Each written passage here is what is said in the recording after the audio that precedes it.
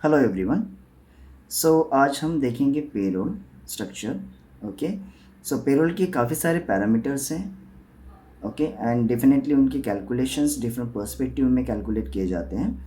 सो इस upcoming sessions में आपको पेरोल काफ़ी डिटेल वे में अंडरस्टैंड करवाया जाएगा।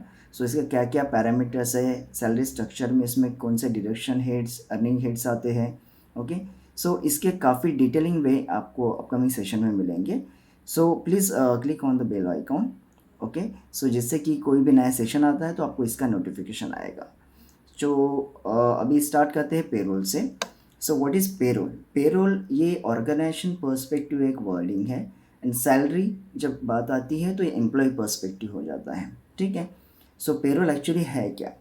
Payroll definition can be written as the process of paying employees. मतलब एम्प्लॉयज़ को जो भी सैलरी पे की जाती है, ओके, आपके जितने भी डिफरेंट पैरामीटर्स के बिहाफ पे, तो उसे पेरोल कहा जाता है। सो इसका कुछ एक प्रोसीजर है। ठीक है। सो इसमें डेफिनेटली जितने भी एम्प्लॉयज़ होता है उनका एक सैलरी स्ट्रक्चर होता है जिसे हम सैलरी स्लिप कहते हैं। ठीक है। तो उसमें डिफरेंट कैलकुलेशंस होते हैं। ओके। सो पेड डेज कितने हैं, कैलकुलेट वर्किंग आवर्स कितने हैं। ठीक है। आपका एस्टिमेटेड पे कितना है। ठीक है। सैलरी ऑन टाइम होनी चाहिए, record the expense of the payroll. ठीक है। So payroll is the prime expense for any business entity. तो पेरोल काफ़ी इंपॉर्टेंट हो जाता है किसी भी ऑर्गेनाइजेशन के लिए प्रोसेस करने के लिए। That is a primary expense. Primary expense it means कि ये रेगुलर बेसिस पे बाय डिफ़ॉल्ट इनको एम्प्लॉयज़ को हर मंथ इनको एज अ ऑर्गेनाइजेशन आपको पेरोल प्रोसेस करना होता है, so that so forth salary employees को प्रॉपर ऑन टाइम मिले।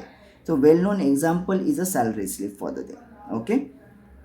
ठीक है। So payroll versus salary difference, because काफ़ी ये दोनों टर्मिनोलॉजीज काफ़ी डिफरेंट है। ठीक है। पेरोल ऑर्गेनाइजेशन पर्सपेक्टिव आता है जैसे मैंने कहा था आपको, एंड सैलरी एम्प्लॉय पर्सपेक्टिव आता है।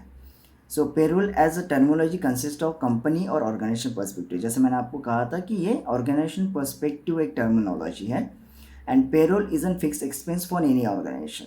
मतलब ये बाय डिफॉल्ट इनको पे करना ही होता है, जितने भी एम्प्लॉयज़ वर्किंग रहते हैं। ठीक है।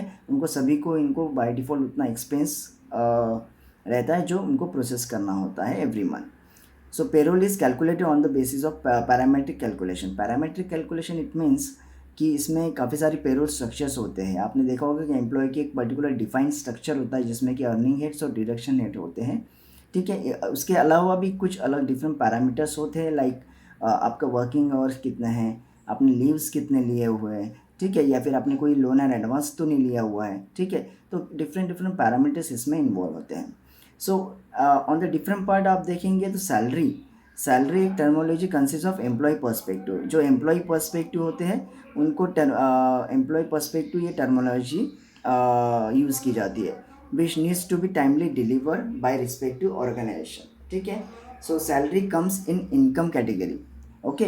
भले ही पेरोल आप देखोगे अदर स्ट्रक्चर वे में तो it is a expense for the organisation, but in a salary देखोगे तो it is a part of income category. Okay. So अब इसमें क्या डिफरेंट पैरामीटर्स क्या होते हैं पेरोल में, देखिए जैसे मैंने आपको बताया था अर्निंग हेड्स होते हैं जैसे कि पीएफ, उसके अलावा आपका सैलरी एचआरए होता है, बेसिक्स होता है आपका। ठीक है। सो डिडक्शंस में आपका आ जाता है पीएफ, पीटी एंड ऑल। ठीक है। सो उसके अलावा भी अटेंडेंस होती है, लीव्स रिलेटेड आपका इन्फॉर्मेशन होता है, लोन एंड एडवर्सेस आपने कुछ लिए होंगे तो, and money more for that one. इसमें कौन कौन से डिपार्टमेंट इन्वॉल्व होते हैं? इसमें देखिए अभी सपोज स्मॉल ऑर्गेनाइजेशन है तो डेफिनेटली ये एचआर डिपार्टमेंट मोर और ये प्रोसेस कर लेता है, या फिर अकाउंट डिपार्टमेंट भी कर लेता है उस केस में। ठीक है। बट ये मिड साइज या फिर लार्ज एंटरप्राइज ऑर्गेनाइजेशंस है तो उस केस में पेरोल के लिए डिफरेंट डिपार्टमेंट्स होता है, स्पेशली अब पेरोल डिपार्टमेंट रहता है इसमें। इवन एचआर डिपार्टमेंट इसमें पूरा इन्वॉल्व रहता है and account department also involve. So payroll वाले पूरा पेरोल प्रोसेस करते हैं, but they need a information from HR department. HR department से उनको पता लगना चाहिए कि एम्प्लॉयज़ ने कितने लीव्स लिए हैं, उनका अटेंडेंस क्या है। ठीक है। इनके वर्किंग आवर्स क्या है। अकाउंट डिपार्टमेंट उनको जो भी इंफॉर्मेशन देता है related with the financial perspective. ठीक है, कि कितना पेरोल होने वाला है क्या है।